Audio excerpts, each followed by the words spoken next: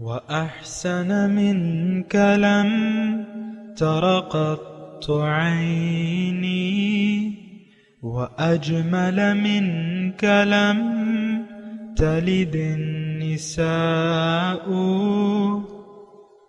خلقت مبرأ من كل عيب خلقت مبرأ من كل عيب كأنك قد خلقت كما تشاء كتاب أنزلناه إليك مبارك ليدبروا آياته وليتذكر أولو الألباب۔ یہ کتاب برکت والی ہے جسے ہم نے آپ کی طرف نازل فرمایا ہے تاکہ دانش مند لوگ اس کی آیتوں میں غور و فکر کریں اور نصیحت حاصل کریں۔ اللہم صلی علی سیدنا محمد وعلی آل سیدنا محمد بعدد کل ذرۃ مئۃ الف الف مرۃ۔ سامعین و ناظرین کرام، السلام علیکم ورحمۃ اللہ وبرکاتہ۔ سامعین کرام، سورہ شورى آیت نمبر 17 حصہ 2۔ آج کا موضوع کیا قیامت دنیا ہی سے شروع ہو جائے گی؟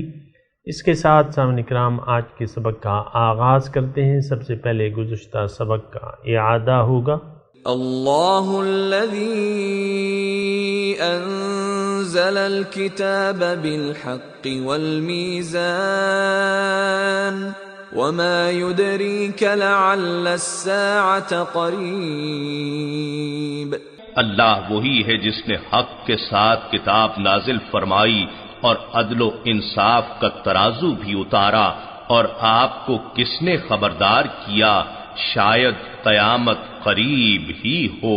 سامعین اکرام، سورہ شورى آیت نمبر 17، لفظی ترجمہ اللہ الذی انزل الکتاب بالحق والمیزان۔ اللہ تعالیٰ وہ ذات ہے جس نے کتاب اور میزان کو حق کے ساتھ نازل کیا ہے۔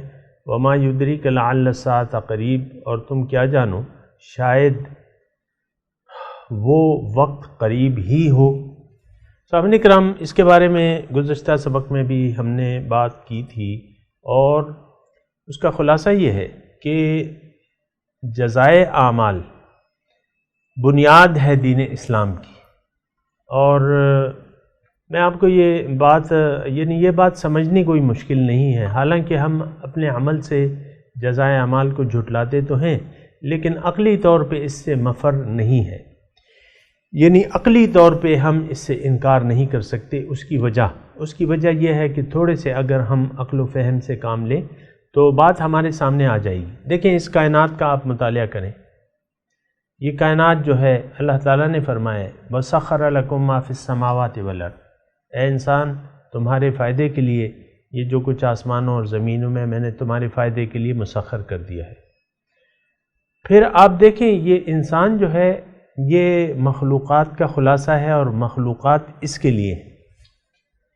یہ ایک بات بھی آپ کے ذہن میں ہونا چاہیے، یعنی تمام بنیادی جو فائدہ اٹھانے والی ذات ہے اس کائنات سے وہ حضرت انسان کی ہے۔ اور یہ تو اللہ تعالیٰ نے فرمایا قرآن میں وَلَقَدْ كَرَّمْنَا بَنِي آدم، میں نے انسان کو، بنی آدم کو فضیلت دی ہے۔ تو یہ فضیلت یعنی یہ خلاصہ کائنات ہے انسان،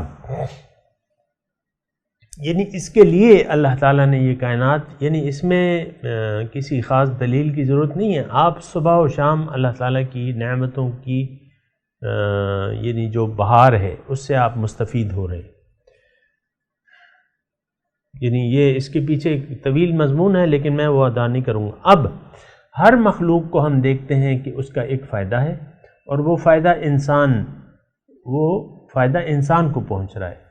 ہر مخلوق کا فائدہ انسان کو پہنچ رہا ہے۔ اب سوال یہ ہے کہ انسان کا فائدہ کس کو پہنچ رہا ہے؟ انسان کس لیے ہے؟ ظاہری طور پہ ہم دیکھتے ہیں تو انسان فائدہ تو اٹھا رہا ہے، لیکن کسی مخلوق کو فائدہ نہیں دے رہا۔ یعنی تمام جو اللہ تعالیٰ کی تخلیقات ہیں اس سے فائدہ تو اٹھا رہا ہے، لیکن خود کسی کے لیے مخلوقات میں کسی کے لیے فائدہ مند نہیں ہے، فائدہ اٹھا رہا ہے۔ اچھا، اب دوسری بات یہ ہے کہ ہر مخلوق کا تو ایک مقصد ہے اور وہ فائدہ پہنچانا ہے انسان کو۔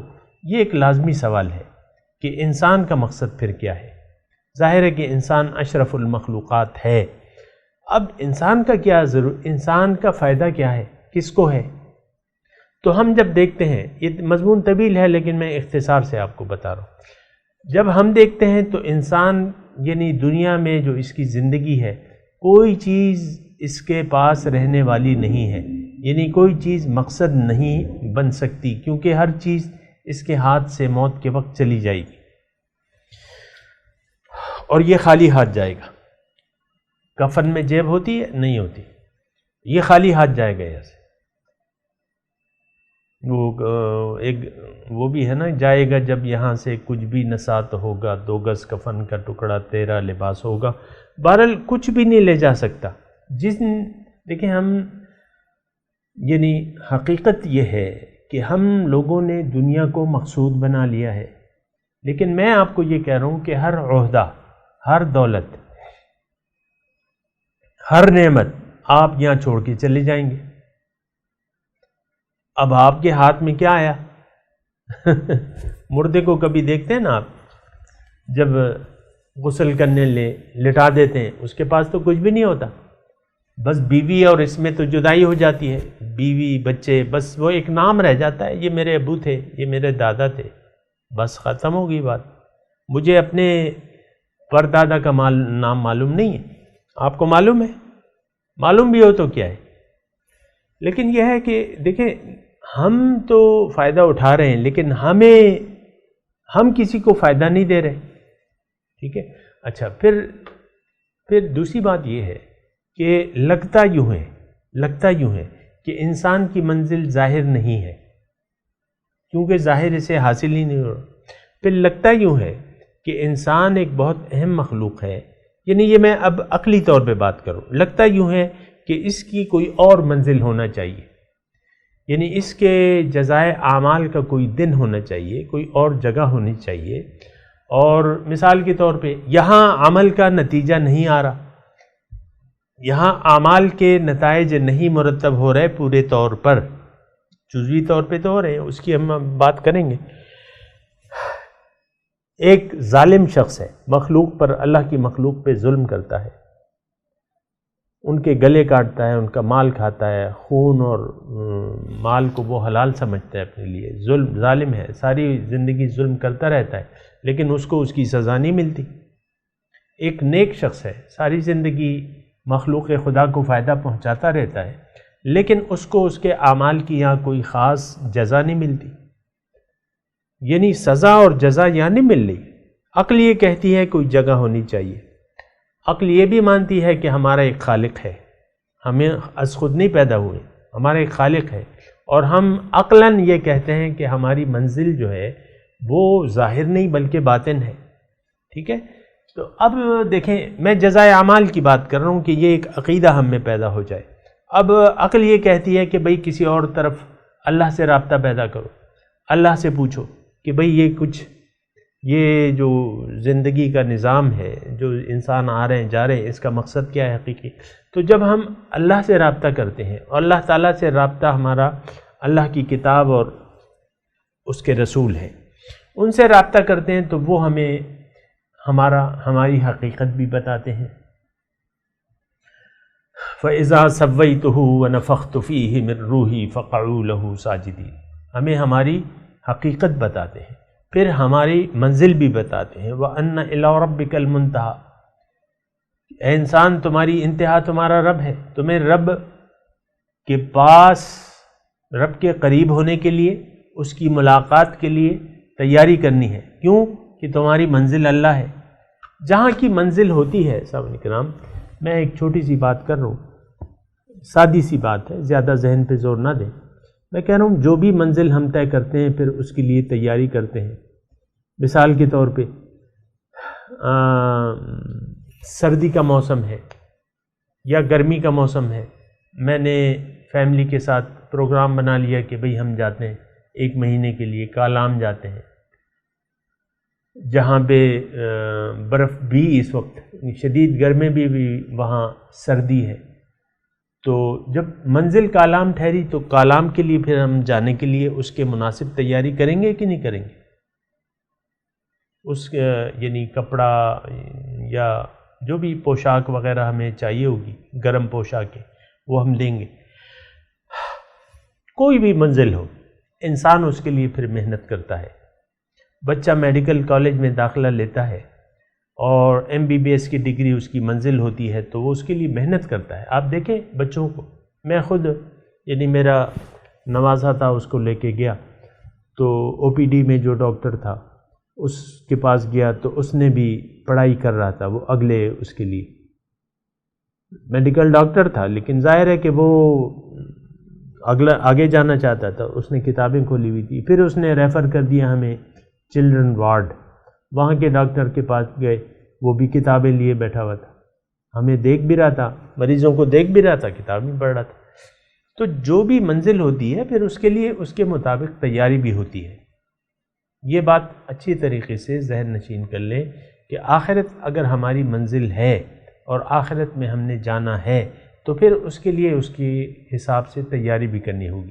دیکھیں اللہ تعالیٰ ہماری منزل ہے، مثال کے طور پہ سادی سی بات لیکن بڑی گہری بات ہے، اگر اللہ کو ہم منزل بنا لیتے ہیں اور قرآن کی آیت کی روح سے کہ اے انسان وَأَنَّ إِلَىٰ رَبِّكَ الْمُنْتَهَىٰ، اے انسان تیری انتہا تو تیرا رب ہے۔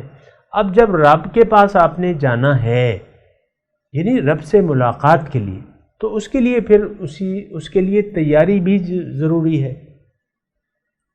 اور ضمناً میں یہ بھی عرض کر دوں، میں کہتا بھی رہتا ہوں آپ کو کہ یہ دنیا کیا ہے؟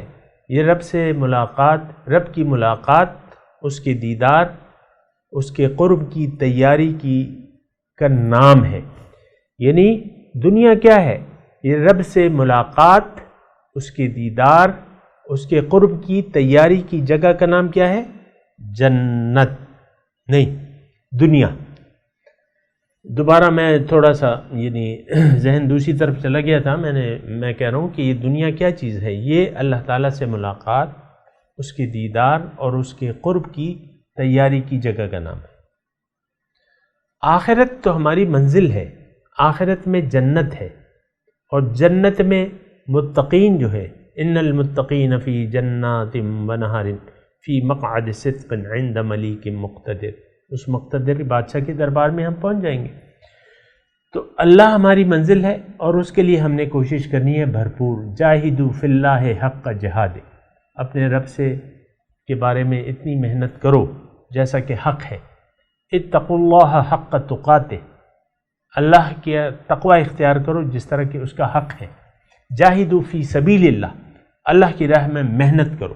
یہ سارے ہی راستہ جو ہے صاحب اکرام یہ محنت کا ہے، خوب جد و جہد، خوب کوشش۔ اور قرآن میں اللہ تعالیٰ نے لکھ دیا ہے یا ایھا الانسان انک کادح الی ربک کدحا فملاقی، اے انسان تم خوب محنت کرتے ہو، خوب محنت کرتے ہو اپنے رب کی طرف، یعنی اپنے رب کے راستے پر، اپنے رب کے قرب کے لیے، اپنے رب سے ملاقات کے لیے خوب کوشش کرتے ہو۔ فملاقی، بس جب تم ایسا کرو گے امید رکھو تمہاری ملاقات اس سے ہو جائے گی۔ تو یہ دنیا سامعین کرام، میں اصل میں مضمون بیان کر رہا ہوں سامعین کرام جزائے اعمال کا، جزائے اعمال کا، انسان کا، یعنی چونکہ آج ہمارا عقیدہ نہیں ہے قیامت پر، روز قیامت پر یا جزائے اعمال پر، لیکن میں ایک ذہن بنانے کی کوشش کر رہا ہوں اللہ تعالیٰ کی توفیق سے۔ تو ہماری منزل دنیا میں نہیں نظر آتی، آپ جتنی بھی کوٹھیاں بنا لیں، جتنے بھی روپے پیسے جمع کر لیں، جتنی بھی اچھی، آخر میں آپ کو جانا ہوگا۔ ایک ٹائم ہے، لمیٹڈ ٹائم، پھر آپ جائیں گے، یہ سب کچھ چھوڑ کے جائیں تو دنیا تو مقصد ہو ہی نہیں سکتی۔ ایک بات یہ ذہن میں رکھیں۔ پھر منزل جو ہے وہ آخرت ہے۔ جب ہم قرآن سے رابطہ کرتے ہیں تو وہ کہتے ہیں کہ تم انا للہ و انا الیہ راجعون، ہم اللہ کے ہیں اور اللہ کے پاس واپس، کل الینا راجعون، تم سب میرے پاس آؤ گے۔ یوم یجمعکم لیوم الجمع، تمہیں جب میں جمع کروں گا جمع کرنے والے دن، یعنی ایک دن ایسا ہوگا جو جزائے اعمال کا ہوگا، جس میں اعمال کا نتیجہ ہمارے سامنے آئے گا۔ اب میں یہ عرض کرتا ہوں سامعین کرام کہ اللہ تعالیٰ نے جو آیت ہم پڑھ رہے ہیں، آیت نمبر 17 سورہ شورى، اللہ الذی انزل الکتاب بالحق والمیزان، ایک تو اس پہ میں نے آپ کو بات کی کہ یہ کتاب ہے کیا۔ اس کتاب میں طریقہ کار لکھا ہوا ہے کہ آپ یوم قیامت کو، یعنی اس دن کامیابی آپ کیسے حاصل کریں گے، یا اللہ سے اس کتاب میں یہ لکھا ہوا ہے کہ آپ اللہ کی ملاقات اور اس کے دیدار اور قرب کے لیے کون سے اعمال کی ضرورت پڑے گی، یا اس میں لکھا ہوا ہے کہ متقین کے اعمال کیسے ہیں، مومنین اور متقین کے اعمال کیسے ہیں، وہ کیسی زندگی گزارتے ہیں، ان کا کردار کیا ہے، یہ بھی اس کتاب میں تفصیل سے بیان ہوا ہے۔ وَعِبَادُ الرَّحْمَنِ الَّذِينَ يَمْشُونَ عَلَى الْأَرْضِ حَوْنًا وَإِذَا خَاطَبَهُمُ الْجَاهِلُونَ قَالُوا سَلَامًا وَالَّذِينَ يَبِيتُونَ لِرَبِّهِمْ سُجَّدًا وَقِيَامًا وَالَّذِينَ يَقُولُونَ رَبَّنَا اصْرِفْ عَنَّا عَذَابَ جَهَنَّمَ إِنَّ عَذَابَهَا كَانَ غَرَامًا إِنَّهَا سَاءَتْ مُسْتَقَرًّا وَمُقَامًا مُحَمَّدٌ رَّسُولُ اللَّهِ والذین معه اشداء علی الکفار رحماء بینہم تراہم رکعا سجدا یبتغون فضلا من اللہ ورضوانا سیماہم فی وجوہہم من اثر السجود ذالک مثلہم فی التوراۃ ومثلہم فی الانجیل۔ یعنی جا بجا قرآن میں مومنانہ صفات کا بیان ہو رہا ہے۔ اب یہ مومنانہ صفات آپ کے کام آئیں گی جزائے اعمال کے لیے، اب ایک اور چیز کی طرف میں آپ کی توجہ دلا رہا ہوں کہ جزائے اعمال کا، اصل میں نے اگر آپ متوجہ ہیں میری طرف، میں جزائے اعمال کو زیادہ استعمال کر رہا ہوں۔ دیکھیں انسان کی جزائے اعمال جو ہے وہ یعنی دنیا ہی میں شروع ہو جاتی ہے، یہ آپ ذرا نوٹ کر لیں۔ اور یہ مضمون میں اپنے سے نہیں کہہ رہا، بلکہ حضور صلی اللہ علیہ وسلم نے ہمیں اس کے بارے میں سمجھایا ہے کہ نیک اعمال جب انسان کرتا ہے اس کا اچھا، یعنی اس کا اثر ایک داغ، سفید داغ کی صورت میں اس کے قلب پہ ہوتا ہے۔ جو وہ نیک اعمال کرتا رہتا ہے اس کا دل جو ہے سفید سے سفید تر ہوتا جاتا ہے، یہاں تک کہ براق بن جاتا ہے۔ تو ایک تو یہ بات ہے سامنے کرام، یعنی جزائے اعمال، یہ ایک میں بات کر رہا ہوں ذرا نوٹ کر لیں۔ جزائے اعمال یہ نہیں ہے، وہ ایک شاعر کا شعر بھی ہے نا، ٹوٹا پھوٹا مجھے کچھ یاد ہے کہ زندگی صرف حشر پہ موقوف نہیں، یہ زندگی خود بھی اپنے گناہوں کی سزا دیتی ہے۔ تو اعمال کا نتیجہ تو فوراً آپ کے قلب پہ یعنی شروع ہو جاتا ہے۔ اعمال کے ساتھ اچھے اعمال ہیں، اس کے اچھے نتائج آپ کی قلب و روح پہ مرتب ہوتے ہیں۔ اگر برے اعمال ہیں تو پھر حدیث کے مضمون کے مطابق قلب داغدار ہوتا رہتا ہے، انسان غیر مناسب اعمال کرتا ہے یا خواہشات نفسانی کے تحت زندگی، وہ دل اس کا کالا ہوتا رہتا ہے، ایک داغ دوسرا داغ تیسرا، یہاں تک کہ دل حضور فرماتے ہیں کالا سیاہ ہو جاتا ہے۔ مثال ایک اوندھے کوزے کی جو کالا سیاہ ہے اور پانی اس پر اثر نہیں کرتا، یہ حدیث کے الفاظ کا میں نے مفہوم آپ کو بیان کیا ہے۔ تو بہرحال جزائے اعمال سامعین کرام فوراً شروع ہو جاتا ہے۔ اب جب جزائے اعمال شروع ہو جاتا ہے تو اللہ تعالیٰ کے رسول نے فرمایا ہے کما تعیشون تموتون کما تموتون تبعثون، جس طرح تم زندگی گزارتے ہو یعنی جس طرز میں، اسی پر تمہاری موت آئے گی، اور جس طرز پہ تمہاری موت آئے گی اسی کے نتیجے میں تم اٹھائے جاؤ گے، اسی کے نتیجے میں اسی طرح کما تعیشون تموتون کما تموتون تبعثون۔ تو بہرحال یہ جزائے اعمال سامنے کرام آپ یہ بات نوٹ کر لیں، اس غلط فہمی میں نہ رہیں کہ آپ جو عمل کر رہے ہیں اور عمل کا دار و مدار نیت پر ہوتا ہے، یعنی جس نیت سے آپ زندگی گزار رہے ہیں یقیناً فوراً اس کے اثرات مرتب ہوتے رہتے ہیں۔ دنیا جو ہے مہلت کا وقت ہے، یعنی آپ مثال کے طور پہ 60 سال تک ایک بے مقصد زندگی گزارتے ہیں، یقیناً اس کا اثر تو ہوتا ہے قلب پہ، لیکن پھر بھی مہلت ہے۔ 61ویں سال آپ کو ہوش آ جاتا ہے کہ بھئی زندگی تو اس لیے نہیں تھی، برے اعمال کے لیے نہیں تھی، یہ تو اچھے اعمال کے لیے ہے۔ خلق الموت والحیات لیبلوکم ایکم احسن عملا، اللہ تعالیٰ نے موت اور زندگی پیدا کی ہے، وہ تمہیں آزماتا ہے کہ تم میں سے کون اچھا عمل کرتا ہے۔ یا سورہ کہف میں جو ہے انا جعلنا ما علی الارض زینۃ لہا لنبلوہم ایکم احسن عملا، یہ جو کچھ زمین پہ ہے یہ تو میں نے اس کی زیب و زینت بنا دیا ہے، میں تمہیں آزماتا ہوں کہ تم میں سے کون اچھا عمل کرتا ہے، ایکم احسن عملا۔ تو بہرحال سامعین کرام یہ ساری باتیں ہیں۔ ایک تو میں آپ کو یہ کہہ رہا ہوں کہ جزائے اعمال کا ترتب شروع ہو جاتا ہے اعمال کے کرنے کے ساتھ، بلکہ نیت یعنی آپ جو بھی نیت بناتے ہیں، عمل آپ نے کیا بھی نہ ہو پھر بھی اس کا ایک اثر ہوتا ہے۔ اچھی نیت کے اچھے اثرات ہوتے ہیں، بری نیت کے برے اثرات ہوتے ہیں۔ برائی کا اگر آپ نے پکا ارادہ کر لیا تو اس کا ایک اثر جو ہے مرتب ہوگا، اگرچہ آپ نے وہ عمل کیا بھی نہ ہو۔ ایک حدیث ہے، حضور فرماتے ہیں کہ بعض اوقات قاتل اور مقتول دونوں جہنم میں ہوں گے۔ تو صحابہ نے پوچھا کہ قاتل کی تو بات سمجھ میں آتی ہے، لیکن مقتول کی کیا وجہ ہے کہ جہنم میں وہ جائے گا؟ حضور نے فرمایا کہ اس نے نیت تو کر لی تھی، اپنے بھائی سے لڑائی کی نیت تو کر لی تھی۔ تو نیت کا بھی ترتب ہوتا ہے، اگرچہ آپ کو وقت نہ ملے اس پہ عمل کا۔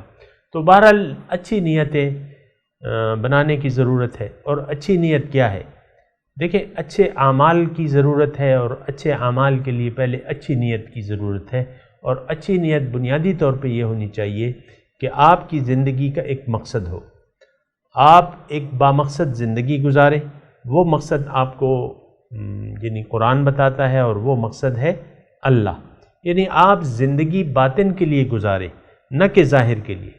عام طور پہ تو ہم لوگ سارا معاملہ جو ہے ہم نے دنیا کو بنا لیا ہے، یعنی دنیا ہی ہماری منزل بن گئی ہے، اور دنیا ہی ہمارا مستقبل بن گیا ہے۔ یہ بات ٹھیک نہیں ہے، ایسا نہیں ہونا چاہیے۔ بہرحال یہ ساری باتیں ہیں صاحب ان کا، اور میں آپ کو عرض کر رہا ہوں کہ ان باتوں کو یعنی آپ ہلکا نہ لیں۔ یہ جو ہم بیٹھے ہوئے ہیں بات چیت کر رہے ہیں، یہ اس لیے نہیں کہ میں اپنی کوئی علمیت آپ پہ جھاڑ رہا ہوں اور کوئی خطیبانہ انداز ہے، یہ تو سمجھنے اور سمجھانے کا انداز ہے، نہ مطلب ایسے انداز میرا ہرگز نہیں ہے کہ میں آپ سے بس لفاظی کر کے اپنے لیے کچھ یعنی آپ کے کچھ اثرات پیدا کر دوں کہ بھئی بہت بڑا خطیب ہے، اور یہ میں تو ہوئی نہیں۔ لیکن میں یہ سارا سلسلہ جو ہے میں نے آپ کو بتا چکا ہوں کہ یہ نصیحت ہے، ناصحانہ انداز میں خیر خواہی ہے۔ کیونکہ دیکھیں، ایک حقیقت مجھے معلوم ہے، اگر میں آپ کو نہ بتاؤں تو پھر تو یہ تو ظلم ہوگا، تو میرا فریضہ بھی ہے۔ اور بہرحال میں آپ کو یہ بتا رہا ہوں کہ جزائے اعمال جو ہے یہ ایک عقیدہ اور نظریہ بنانا چاہیے۔ اس سے یعنی یہ ایک بنیاد ہے سامنے کرام، یہ ایک بنیاد ہے جو آپ کو توحید کی طرف بھی لاتی ہے اور رسالت کی طرف بھی لاتی ہے۔ میں آپ کو مختصر طور پہ بیان کرتا ہوں۔ دیکھیں، آپ کا جب ایک نظریہ آخرت پر یعنی جزائے اعمال پر پیدا ہو جائے گا کہ ہاں یہ جزائے اعمال ضروری ہے، دنیا میں بھی ہوتا ہی ہے، آپ کو اگر یہ معلوم ہو جائے، آپ کا یقین آ جائے کہ دنیا میں بھی جزائے اعمال کا ترتب ہوتا ہے، جزوی طور پہ اور اخروی طور پہ تو ہوتا ہے، لیکن میں نے اس میں آپ کو زیادہ تفصیل نہیں بیان کی، اور لیکن اس میں گنجائش ہے اور وہ میں کرتا رہتا ہوں، کوئی بات نہیں۔ تو جزائے اعمال یقینی ہے، دنیا میں بھی اور آخرت میں بھی۔ اور یعنی آپ کو میں یہ بھی بات بتاؤں، ایک صحابی آئے کہ انہوں نے حضور سے پوچھا کہ قیامت کب ہوگی، متی الساعہ؟ تو حضور صلی اللہ علیہ وسلم نے ان کو فرمایا کہ من مات فقط قامت قیامتہ، کہ جو مر گیا اس کی قیامت تو قائم ہوگی۔ اور آپ کو معلوم ہے مردہ جب قبر میں پہنچتا ہے تو حساب کتاب شروع ہو جاتا ہے۔ ما دینک من ربک من نبیک ما کنت تقول فی هذه الرجل۔ تو جزائے اعمال سے ہم چھوٹ نہیں سکتے، یہ ایک بات بالکل یقینی طور پہ آپ کے ذہن میں ہو جانی چاہیے کہ جو بھی آپ عمل کریں گے اس کا ایک نتیجہ ضرور مرتب ہوگا۔ آپ خود بھی دیکھ لیں۔ اور یہ جو ہماری کیفیت ہے آج کل، یہ تو ایک غفلت کی کیفیت ہے۔ اقترب للناس حسابهم وهم فی غفلۃ معرضون۔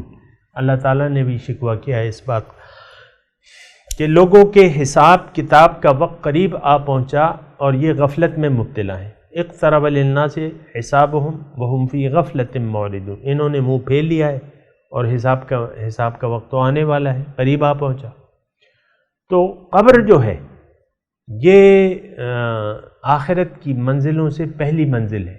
آپ نے یہاں قبر کے ساتھ جب آپ یعنی یہاں سے چلے جاتے ہیں، دنیا سے رابطہ کٹ جاتا ہے تو ایک نئی دنیا میں آپ داخل ہو جاتے ہیں، اور وہ ہے عالم برزخ۔ وَمِن وَرَائِهِمْ بَرْزَخٌ إِلَى يَوْمِ يُبْعَثُونَ، ان کے پیچھے برزخ ہے روز قیامت تک۔ بہرحال سامعین کرام، قیامت ضرور آئے گی اور جزائے اعمال کا آغاز اسی دنیا میں سے ہو جاتا ہے۔ اللہ تعالیٰ نے فرمایا کہ دیکھو اللہ تعالیٰ کے جو دوست ہیں ان کو نہ کوئی غم ہے نہ کوئی خوف ہے۔ اب یہ کون لوگ ہیں؟ الا ان اولیاء اللہ لا خوف علیہم ولا هم یحزنون۔ دیکھو جو اللہ کے دوست ہیں ان پر نہ کوئی خوف ہے نہ غم ہے۔ یہ کون ہے؟ الذین آمنوا وکانوا یتقون، یہ ایمان والے ہیں اور جو مسلسل ایک تقوی کی روش انہوں نے اپنا لی ہے۔ تو دیکھیں ایک تقوی کی روش اگر ہم اپنا لیں، ایک مقصد کا تعین کر کے ایک احتیاط سے زندگی گزاریں، یقیناً یہ دنیا بھی ہم پر جنت بن جائے گی، پرسکون پر اطمینان، کوئی غم ہی نہیں ہوگا۔ تو بہرحال یہ تفصیلیں آتی رہتی ہیں۔ اس وقت ہمارے درس کا ٹائم بھی ختم ہونے والا ہے، اور میں تلاوت کرتا ہوں، میرے ساتھ دہرائیے۔ اعوذ باللہ من الشیطان الرجیم، بسم اللہ الرحمن الرحیم، اللہ الذی انزل الکتاب بالحق والمیزان وما یدریک لعل الساعة قریب۔ ترجمہ سنا دیں۔ اللہ الذی، اللہ وہ ذات ہے، انزل الکتاب بالحق والمیزان،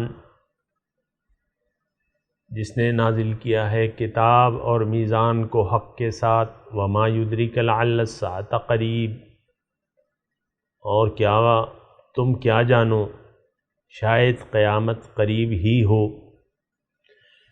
یعنی جزائے اعمال۔ اب ان آیت کی تلاوت اور ترجمہ۔ اللہ الذی انزل الكتاب بالحق والمیزان وما يدريك لعل الساعة قريب۔ It is God who revealed the book with the truth and the balance, and what will make you realize that perhaps the hour is near۔ سامعین کرام، اس کے ساتھ ہی آج کے درس کا وقت اختتام کو پہنچا۔ اگلے درس میں انشاءاللہ ملاقات ہوگی۔ وآخر دعوانا ان الحمد للہ رب العالمین، والسلام علیکم ورحمۃ اللہ وبرکاتہ۔